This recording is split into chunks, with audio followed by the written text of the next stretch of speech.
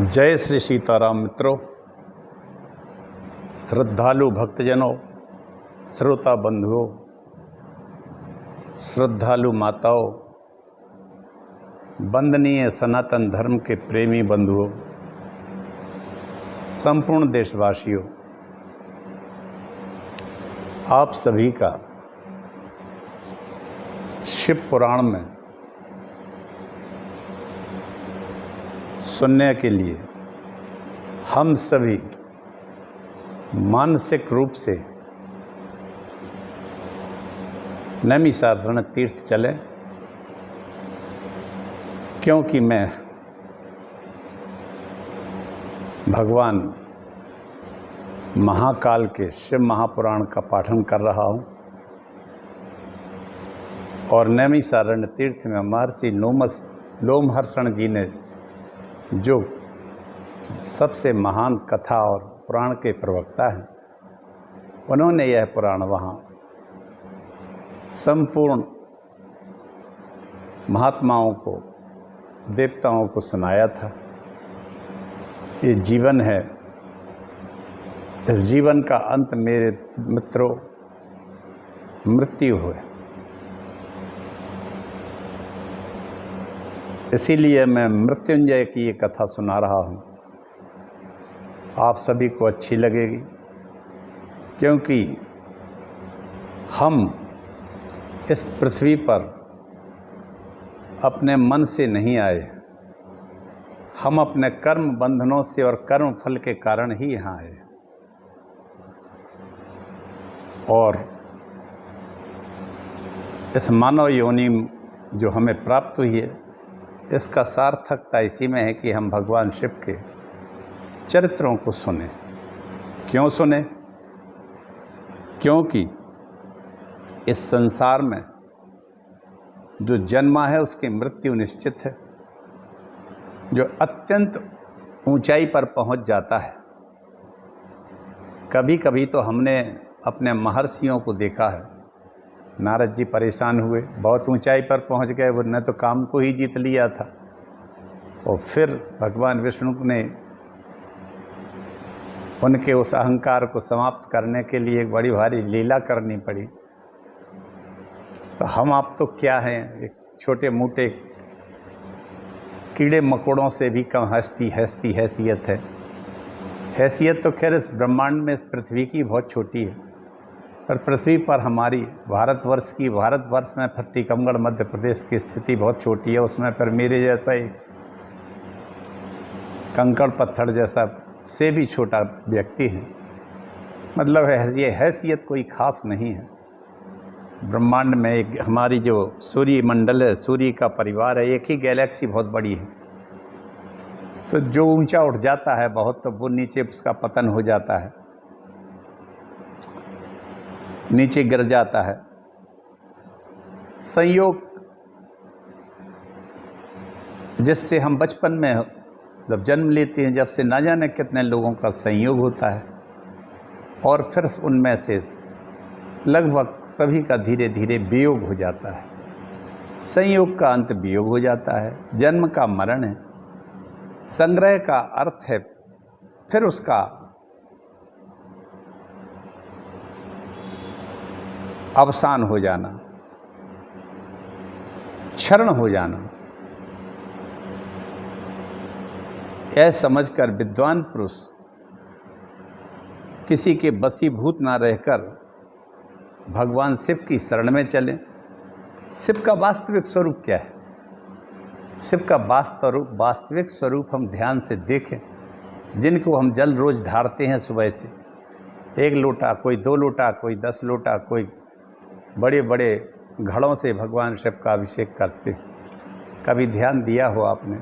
हमने ध्यान देना चाहिए, देते होंगे।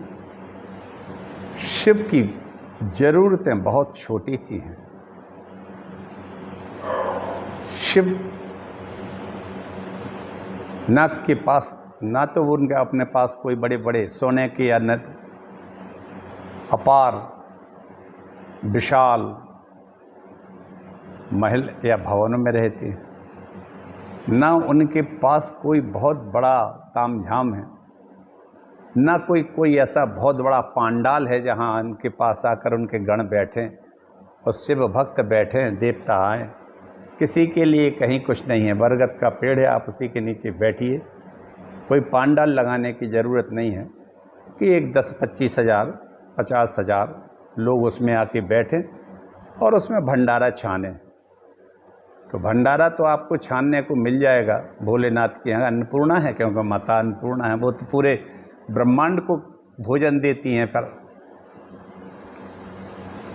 भक्तों के लिए तो कहना ही क्या है, देवताओं को देती हैं, सब कुछ देती हैं, लेकिन वहाँ कोई ऐसा विशेष व्यवस्था नहीं है कुर्सी टेबल की या इत्यादि तमाम दुनिया के जो आडंबर होते हैं आज जो हम देखते हैं, ऐसे भंडारे वंडारे कुछ नहीं होते। क्योंकि शिव जी ने तमाम दुनिया की कोई ऐसी चीज़ें दुनिया की नहीं रखी हैं जिसमें ज़्यादा परेशानी हो। शिव के वास्तविक स्वरूप का एक छोटा और एक मोटा अर्थ यही है कि आप अपनी सीमित ज़रूरतों को रखें, असीमित को नहीं रखें, वरना मकड़ जाल में फंस जाओगे। पहला शिव का एक आँखों से मोटा सा दिखने वाला स्वरूप यही है।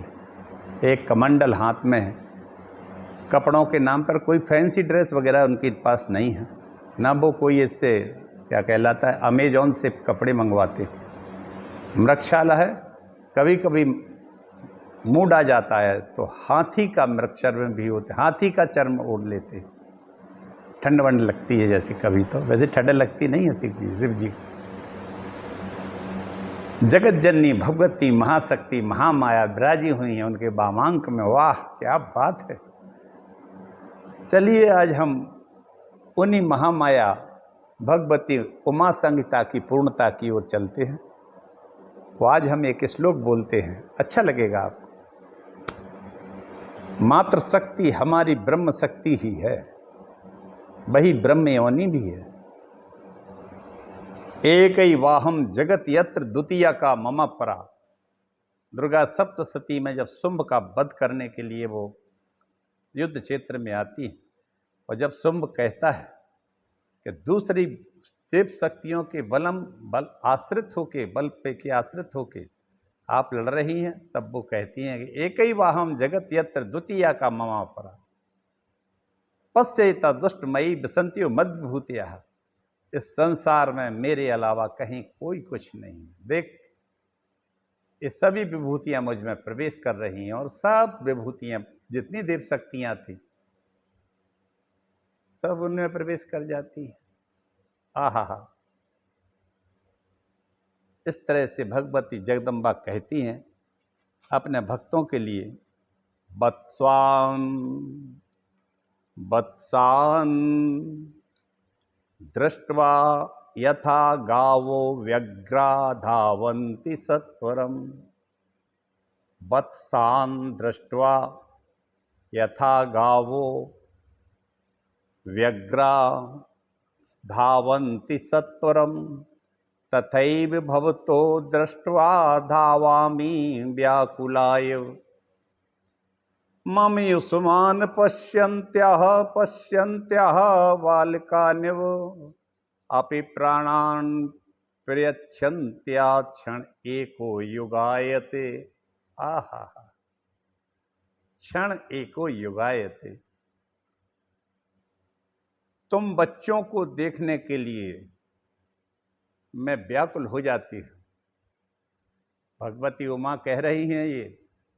भस्म संदिग्ध सर्वांगो रुद्राक्षाभरणान्विता शिव शंकर सर्वात्मन श्री मात्र जगदम्बिके जगत पिता इस संसार के एकमात्र शिव जी हैं। याद रखना मेरे मित्रों, मेरे प्यारे देशवासियों, जो जहाँ जिस रूप में भजता है वो शिव को ही भजता है। और शिव जी सबसे बड़े वैष्णव हैं, निरंतर राम नाम का जप करते हैं। बंदे बाल रूप से राम। आहा। तो भगवती कहती हैं, माता उमा जगदम्बा क्या कह रही हैं कि मेरे बेटों, याद करते ही तुम बच्चों को देख लेने को मैं व्याकुल हो जाती हूं, जैसे गाय अपने बछड़े को देखने के लिए भागती है, उसी तरह मैं स्वर्ग से लेकर पृथ्वी तक तुम लोगों को देखने को रोज आती हूं। या ये कहें कि वहीं से मैं देखती हूं, या वहीं से मैं यहां प्रकट हो जाती हूं, जैसे ही तुम मुझे पुकारते हो। क्षण एक वो युग आए थे, और उस समय मुझे ऐसे लगता है जैसे क्षण एक युग बीत जाए। मैं किस तरह से तुरंत तुम्हारे पास आ जाती हूँ। कैसे आ जाती हूँ? जैसे गाय अपनी बछड़ी के लिए रम्हा के दौड़ती हुई चली आती है। हमारे लिए तुम ऐसे ही हो। मैं तुम सबको दूध पिलाती हूँ, अन्न खिलाती हूँ, सबको किसी न किसी रूप में। स्त्रिया समस्ता सामेवे विद्या समस्ता सकला जगत्सु, स्त्रिया समस्तास्तौ देवी भेदा विद्या समस्ता सकला जगत्सु। इस जगत की जितनी भी स्त्रियां हैं ये मेरे ही अंश रूप हैं, और जितने भी विद्याएं हैं ये सब भी मेरे ही स्वरूप हैं, मुझसे ही निकली है। इसलिए मेरे मित्रों, भस्म संदिग्ध सर्वांगो रुद्राक्षा भरणान्विता शिवशंकर सर्वात्मन श्री मातर जगदम्बिके। हमेशा मानिए आप, हमारी आवश्यकताओं को कम, यदि पैसा बहुत जमा हो जाता है तो आप उसके भंडारा करो या कुछ भी करो, दान दे दो, कुछ भी कर दो। अपनी आवश्यकताओं की पूर्ति करने के बाद चाहे देश को दे दो, चाहे किसी गौशाला को दे दो। क्योंकि याद रखना, जरूरतमंदों को और गायों को, इनको आप खिलाएंगे, आप दिन दूनी रात चौगनी वृद्धि करेंगे। और जितना भी है हमारी सामर्थ्य, उस सामर्थ्य के अनुसार तो करें ही, और हो सके तो कम से कम इतना कोशिश करें कि अधिक से अधिक हमसे, और कब कुछ नहीं है तो कम से कम मन से, वचन से और कर्म से किसी का इनको ना तो मारे, ना किसी को हम सताएं। आइए आज मैं वत्सान वत्सान वत्सान बछड़ा दृष्टवा देखने के लिए, यथा गावो व्यग्रा व्यग्र होके धावंती दौड़ती है, सत्वरम तथैव भवतो दृष्टवा धावामि व्याकुला एव मयुष्मान पश्यन्त्याः पश्यन्त्याः बालकानिव माँ अपि प्राणान प्रच्छन्ता क्षण एको युगायते। मुझे तुम सब लोगों को देखने में ऐसी उत्सुकता होती है मेरे प्यारे बेटों, जैसे एक क्षण एक युग सा बीत जाता है। माता पार्वती कह रही हैं अपने प्रिय पुत्रों से या भक्तों से, अपने कभी माँ पुकार के देखो तो। सिंदूरारुण विग्रहम त्रिनयनां माणिक्यमौले स्फुरतारा नायक शेखराम स्मित मुखी मापी नवक्षोरुहां पाणिभ्यां मणिपूर्ण रत्नचस्कम रक्तोत्पलम बिभ्रतीं सौम्यां रत्नघटस्थ रक्त चरणां ध्यायेत परामंबिकाम। ऐसी भगवती जगदम्बा को हम प्रणाम करते हैं, जिनका सिंदूर जैसा तो वर्ण है। एक हाथ में रत्न का भरा हुआ कलश है, और एक पैर वो रत्न से भरे हुए कलश पर रखी है, कमल के आसन पर विराजमान। देखिए ऐसी जगदम्बा के स्वामी भगवान शंकर, वो हो कोई चीज उनको ज्यादा रखने की जरूरत नहीं है, सीमित चीजें साधन रखते हैं। हमको ये निर्देश देते हैं कि अनावश्यक मकड़ जाल में ज्यादा मत पड़ो बेटा, मैं ही सबका ध्यान रखता हूँ, अन्नपूर्णा से मांग लेना जो चाहिए। आहा हा, क्या बात।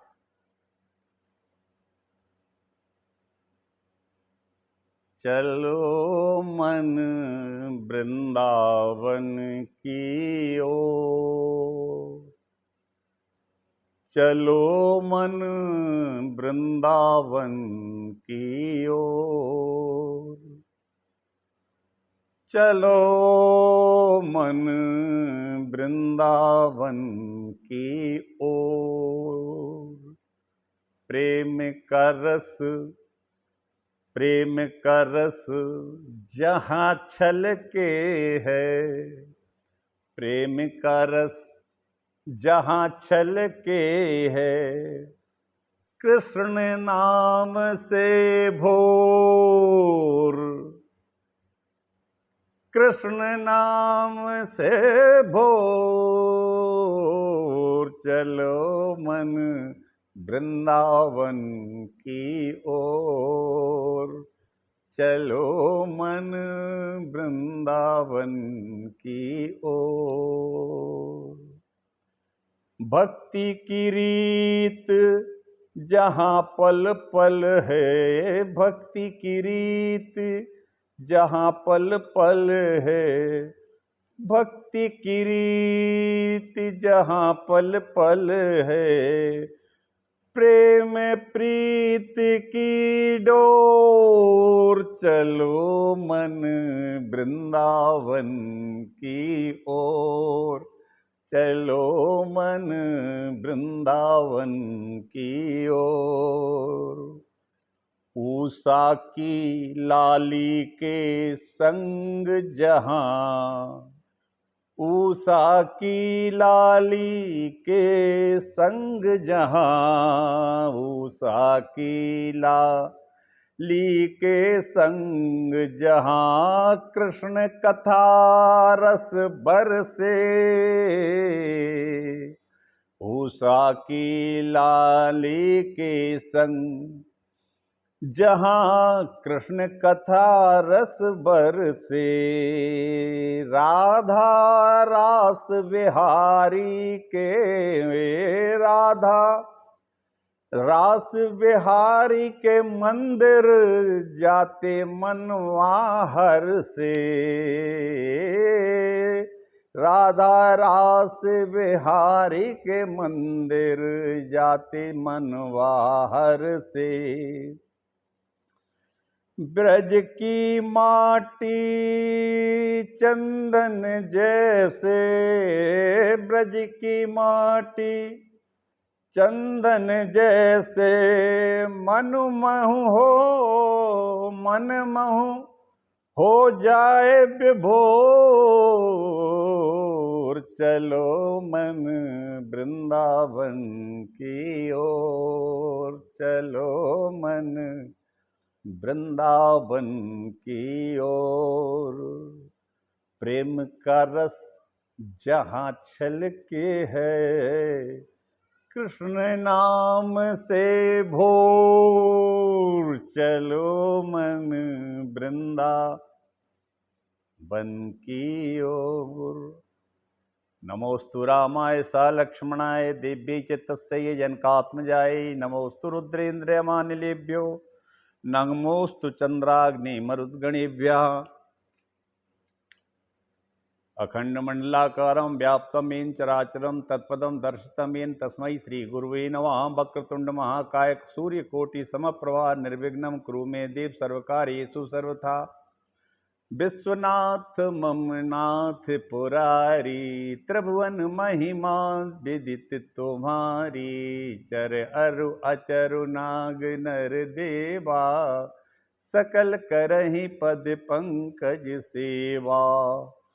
प्रभु समरथ सर्वज्ञ शिव, सकल कला गुण धाम, योग ज्ञान वैराग निधि, प्रणत कल्प तरुणाम, सियावर रामचंद्र की जय। नारायणं नमस्कृत्य नरं चैव नरोत्तमं, देवीं सरस्वतीं व्यासं ततो जयमुदीरयेत्।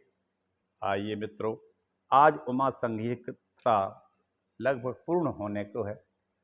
पार्वती जी ने देवताओं के लिए क्रिया योग और हम सब लोगों के लिए भी क्रिया योग सिखाया है।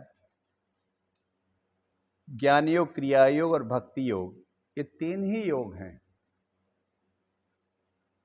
चलिए, सौनक जी कहते हैं,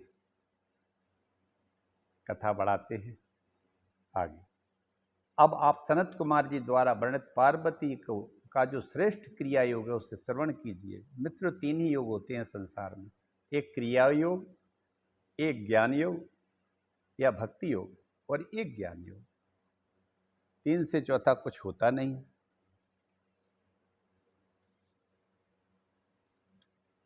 तो सूत जी कहते हैं, यही प्रश्न एक बार व्यास जी ने सनत कुमार जी से भी पूछा था। पार्वती जी ने सुंदर क्रिया योग का लक्षण, फल और उसका प्रिय क्या है बताया। सनत कुमार जी कहते हैं कि माता के भक्ति योग, ज्ञान योग और क्रिया योग तीनों मुक्ति और भुक्ति देने वाले, तीनों योग, क्रिया योग, भक्ति योग और ज्ञान योग। अब ज्ञान योग क्या है हम आप आसानी से समझें, और अगर चाहें तो आप एक एक शॉर्ट में लिख सकते हैं। जब आत्मा का अपने चित्त से संयोग हो जाता है, देखिए ये हमारे अंदर की बातें हैं, हमें अंतर यात्रा भी करते रहना चाहिए बाह्य यात्रा के साथ साथ। तो जब हमारे चित्त का आत्मा से संयोग होता है उसको ज्ञान योग कहलाता है। और बाहर के अर्थों से संयोग, जब तक हम बाहरी अर्थों में अपने चित्त को लगाए रहते उसको क्रिया योग कहते हैं। भक्ति योग है वो जब आत्मा का देवी माता भवानी के साथ एकाकार हो जाता है, उसको भक्ति योग कहते हैं। जगदम्बा उमा के चरणों में अपने आप को विलीन कर दें, एकाकार कर दें, तो समझ लो ये भक्ति योग होता है। कर्म से भक्ति उत्पन्न होती है और भक्ति से ज्ञान उत्पन्न होता है और ज्ञान से मुक्ति हो जाती है। हे मुनि श्रेष्ठ, योग ही मुक्ति का प्रधान कारण है, जिसके लिए हमें ये मानव शरीर दिया जाता है।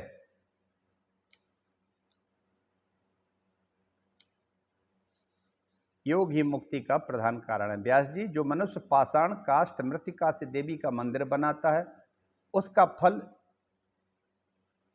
योग यजन के तुल्य हो जाता कहा है। माता जी के धाम को बनाने वाले की 1000 पीढ़ियां बीत जाती हैं और 1000 पीढ़ियां आगे का उद्धार करता है। जैसे नदियों में गंगा, नदों में सोनभद्र, क्षमा में पृथ्वी, ग्रहों में सूर्य और गंभीरता में समुद्र श्रेष्ठ है, उसी प्रकार समस्त देवों में पराम्बा जगदम्बा श्रेष्ठतम है। कुरुक्षेत्र में, वाराणसी में, प्रयाग में, पुष्कर में, गंगा जी और समुद्र के किनारे, नैमिषारण्य में, अमरकंटक में, श्री पर्वत पर, गौकर्ण क्षेत्र में, मथुरा, अयोध्या, द्वारावती में माता का मंदिर बनाने वाला बंधन से मुक्त हो जाता है। ये पुरियां ऐसी बताई हैं जो वैसे भी मुक्ति का द्वार हैं। पार्वती की मूर्ति बनाने वाला पार्वती के लोक को जाता है।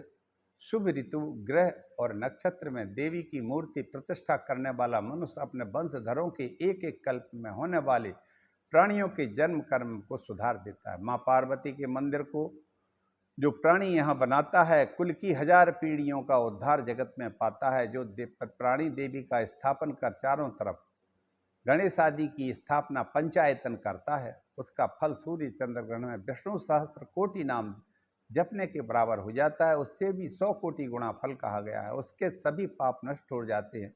पुत्र पौत्र की वृद्धि होती है। जो देवी के मंदिर को देखकर ऐसा विचार करता है कि मेरे घर की संपत्ति हो जाएगी तो मैं माता जी का मंदिर बनवाऊंगा, ऐसा सोचने भर से उसका कुल स्वर्ग में जाता है।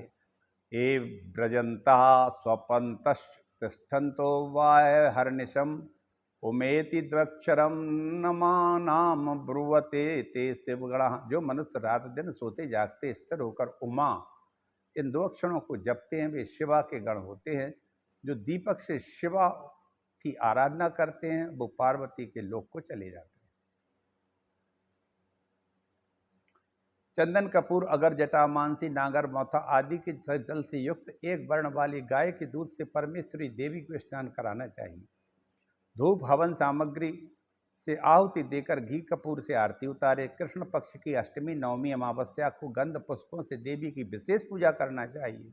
देवी सूक्त, श्री सूक्त अथवा नवारण मंत्र ओम ऐं ह्रीं क्लीं चामुंडाई विच्चे पढ़कर विष्णु कांता और तुलसी के पुष्पों को छोड़कर अन्य सभी के पुष्पों, कमल के पुष्पों से और सामर्थ्य के अनुसार स्वर्ण या चांदी के पुष्पों से पूजने वाला कोटि सिद्धों सहित परम धाम को जाता है। माँ का भक्त मयूर पर आरूढ़ वरदायिनी देवी का ध्यान करके अनेक प्रकार के फल और नैवेद्य अर्पण करता है तथा शंभु शक्ति के नैवेद्य की भक्षण करता है, उसके सभी कीचड़ रूपी पाप नष्ट हो जाते हैं। जो धूप दीप नैवेद्य पुष्प भक्ति से माँ को देता है, श्री सूक्त नवारण मंत्र बोले निज मन को निर्मल करता है, चैत्र शुक्ला तृतीया को भवानी के व्रत को करने वाला भवबंधन से मुक्त हो जाता है। बैसाख शुक्ल पक्ष की अक्षय तृतीया को जो मालती बंदूक कमलों से माता जी का पूजन करता है अक्षय तृतीया को, वह करोड़ों जन्म के मन वाणी शरीर द्वारा किए गए पापों को दूर कर अर्थ काम और मोक्ष को प्राप्त करता है। जो मनुष्य ज्येष्ठ शुक्ला तृतीया को विधिवत माता का पूजन करता है उसे कुछ भी अप्राप्त नहीं होता। आषाढ़ शुक्ला तृतीया के दिन अपनी सामर्थ्य के अनुसार रथ उत्सव का आयोजन करना चाहिए। पार्वती को स्थापित करना चाहिए। धीरे धीरे चलाकर उसमें ब्रह्मा जी सारथी आहा अनेक मणियों से सजकर वेदों को 4 घोड़े जय जयकार करता हुआ कहता जाए, हे दीन वत्सले देवी हम शरणागत की रक्षा करो। अनेक वाद्य बजाकर भगवती को प्रसन्न करके सीमा के अंत में ले जाकर रथ को अनेक स्त्रों से पूछकर उन देवी को अपने घर ले आए। फिर प्रणाम करके प्रार्थना करे कि इस प्रकार रथोत्सव करने वाला प्राणी इस लोक में सुख भोग करके अंत में देवी के लोक को चला जाता है। वाह! अक्षय तृतीया के दिन श्रावण भाद्रपद में शुक्ला की तृतीया को माता जी का व्रत रखकर श्रद्धा से पूजन करना चाहिए। धन दान से वह संपन्न होता है। अश्विनी माघ शुक्ल पक्ष की नवरात्रि व्रत से सभी मनोरथ पूर्ण हो जाते हैं। नवरात्रि के प्रभाव को ब्रह्मा शिव और कार्तिक की कहने में समर्थ नहीं है। नवरात्रि करके व्रत पुत्र सुरथ व्रत राजा का पुत्र था एक सुरथ, जो देवी श्री दुर्गा सप्तशती का मुख्य पात्र है। सुरथ ने अपना गया हुआ राज्य पा लिया था। इसी के प्रभाव से अयोध्या के नरेश ध्रुव संधि के पुत्र सुदर्शन ने अपना छीना हुआ राज्य पुनः प्राप्त किया था।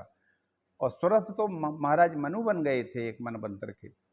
श्रेष्ठ व्रत करके माहेश्वरी की आराधना करके समाधि नाम का वैश्य मुक्ति का भागी हो गया था। जो मनुष्य तृतीया को, पंचमी को, सप्तमी को, अष्टमी को, नवमी को, चतुर्दशी के दिन माता भवानी दुर्गा देवी की आराधना करता है, पूजा करता है, उसकी सभी मनोकामनाएं पूर्ण हो जाती हैं। जो कार्तिक मार्गशीर्ष पौष और बैसाख के महीनों में कृष्ण पक्ष की तृतीया को लोहित करवीर के पुष्प धूप गंधों से मंगला देवी की पूजन करता है, उसकी सभी कामनाएं पूर्ण होती हैं। यह व्रत सौभाग्य की कामना को विद्या धन पुत्र पौत्र सांसारिक वैभव की प्राप्ति के लिए किया जाता है। हे मुनि श्रेष्ठ, जो इस पावन उमा संहिता को पढ़ता है या सुनता है, वाह! लोमहर्षण जी कह रहे हैं अपने महात्माओं से कि सनकादि ने व्यास जी से कहा कि हे मुनि श्रेष्ठ, जो इस उमा संहिता को पढ़ता सुनता है वह परम गति को प्राप्त करता है। जिस घर में सुंदर अक्षरों से लिखी है संहिता रहती है और विधि से इसकी पूजा होती हुए उस घर में किसी भी प्रकार की कामना शेष नहीं रहती। उस स्थान में भूत पिशाच टोना टोटका दुष्टों का भी कोई भय नहीं रहता। अतः उमा संहिता का नित्य पठन पाठन और श्रवण करना मंगलकारी है। अतः मानव जीवन को सार्थक करने के लिए भोलेनाथ और माहेश्वरी का चिंतन करो।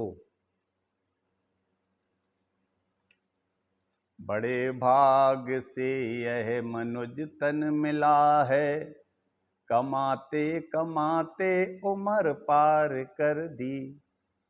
बड़े भाग से यह मनुज तन मिला है, कमाते कमाते उम्र पार कर दी। खाने कमाने में आयु बिताई, यूं ही जिंदगी हमने बेकार कर दी। अभी चेत जा भक्त जो भी बचा है, अरे काल मुख से न कोई बचा है।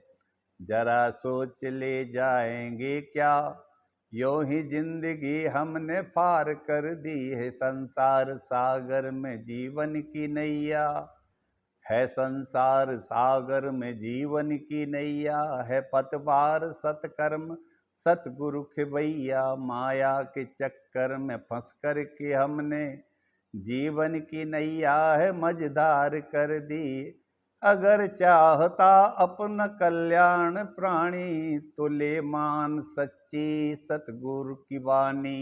लगे अपना जीवन सतकर्म में अब, लगे अपना जीवन सतकर्म में अब। अभी तक तो ये उम्र बेकार कर दी। बड़े भाग से यह मनुज तन मिला है, कमाते कमाते उम्र पार कर दी। मित्रों, जगत को आनंद प्रदान करने वाली परमेश्वरी प्रसन्न हो जाओ, इन वाक्यों को सदैव भगवानी के सामने कहना चाहिए। और तृतीया कोई भी मास की हो, इसमें सभी मासों की तृतीयाओं का महत्व है। तृतीया को सदैव भगवती का पूजन करना चाहिए, अष्टमी को करना चाहिए, नवमी को करना चाहिए, पंचमी को करना चाहिए, चतुर्दशी को करना चाहिए। अधिक क्या कहें, हर सांस में करना चाहिए। इडा पिंगला दो नाड़ियां हैं हमारी। इडा शंकर भगवान हैं, पिंगला भगवती उमा हैं। ये अर्धनारीश्वर का बंदूक कांचन निभम, जिनका एक आधा हिस्सा बंदूक पुष्प की तरह है, लाल रक्त पीत, और एक दूसरा है कांचन स्वर्ण जैसा चमक चमकीला पीला। ऐसा अर्धनारीश्वर का स्वरूप है, उसका चिंतन करिए। इसमें आज्ञा चक्र में यही है उनका स्थान। यहाँ ब्रह्म कमल है, वहाँ तो भगवती विहारी करती हैं भगवान भोलेनाथ के साथ। क्या कहें अधिक, जीवन की सार्थकता इसी में है कि हमारे ही शरीर में हमारे चक्रों का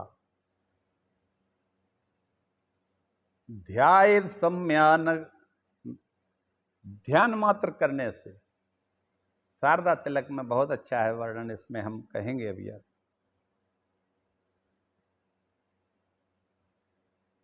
आप अगर ध्यान योग तो है 50 तरह के, वो भी बताएंगे एक दिन, बताएंगे क्या सुनाएंगे आपको जितना सुना पाएंगे। तो मही मूलाधारे कमपि मणिपुरे हो तो स्वादिष्ठाने मरुत्माकाशमुपरि मनोवपि भ्रू मध्य सकल भित्वा कुलपसम सहस्रारे पद्मी सय रहसी पत्या बेहरसे। हे माता, हे जगत जननी भगवती, इस जीव को आपने इस शरीर में बिठा के अपने अंश से जीवन दिया है, तो आप मूलाधार से उठकर, हम तो जानते नहीं हैं कैसे चालन क्रिया की जाती है, भावना मात्र गम्याम, मैं भावना करूं और आप मूलाधार से उठकर इन चक्रों को अभेदन करती। पथि पथि कमला नाम चारुहा संविदाय, हर कमल दल के ऊपर आप पथि पथ पर, अपने पथ पर धीरे हंसते मुस्कुराते हुए प्रसन्न मुद्रा में ऊपर चले, और यहाँ आके ब्रह्मरंध्र में ब्रह्म सहस्त्रारे पद में सह रहस्य पत्या बहर से, और आप विहार करें भगवान शिव के साथ, और वहां से अमृत झरता रहे। भजे स गिरिजम त्र्यक्षम च मृत्युंजयम, और मृत्युंजय बन जाऊं। और अमृत चंद्रमंडल से झरता है। आद्रतनुम, आपका आद्रतन रहे। भगवान के बाबांक में आप विराजी हुई, आपके आद्रतन से निरंतर झरता हुआ वो अमृत 60 चक्रों के ऊपर सबको आद्र करता हुआ शरीर के पूर्ण रोम रोम तक व्याप्त हो जाए। भगवती ऐसी कृपा करें सभी के ऊपर, इस दास के ऊपर, क्योंकि इस दास के ऊपर तो आपकी ही कृपा है, नहीं तो ये दास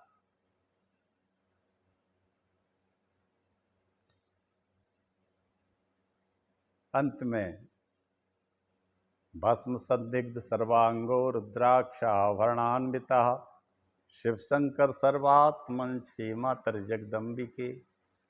हे भगवती, आप हमारे ऊपर कृपा करें, देश के ऊपर कृपा करें, भक्तों पर कृपा करें, और असहाय आपके जितने भी पुत्र हैं उन सब के ऊपर तो आपकी कृपा रहती ही है। इसी के साथ मित्रों, आज उमा संहिता पूर्ण होती है, और कल से मैं कैलाश संहिता कहूँगा। धीरे धीरे पुराण आगे बढ़ रहा है, आप सभी को निश्चित ही ये पुराण अच्छा लगेगा। आज का ये प्रसंग जो मैंने सुनाया है, जो अच्छे लगे उसको आप लोग नोट कर लीजिए। जैसे मैंने कहा, वत्सान व्यग्रा यथा गावो धावंती सत्वरम, मैंने अभी पूरा श्लोक कहा। जैसे गाय बछड़े के लिए रमाती हुई दौड़ती चली जाती है, उसी तरह माता पार्वती जगदम्बा शताक्षी शाकंभरी भीमा भ्रामरी कई रूप हैं इनके असंख्य, आपके पास चली जाती है अपने बच्चों के पास। वो खुद ही कह रही हैं, हमने कोई नहीं कह रहा, वो खुद कह रही हैं कि बेटा मैं तुम्हें देखने के लिए इतने उतावली हो जाती हूँ कि मुझे एक क्षण ही एक युग सा लगता है, जबकि आद्या शक्ति की बात कर रहा हूँ। मणिद्वीप से आने में इतना एक क्षण तो लगता है, लेकिन वो एक क्षण एक युग सा व्यतीत होता है। जय श्री राम, जय राम, जय जय राम, श्री राम, जय राम, जय जय राम।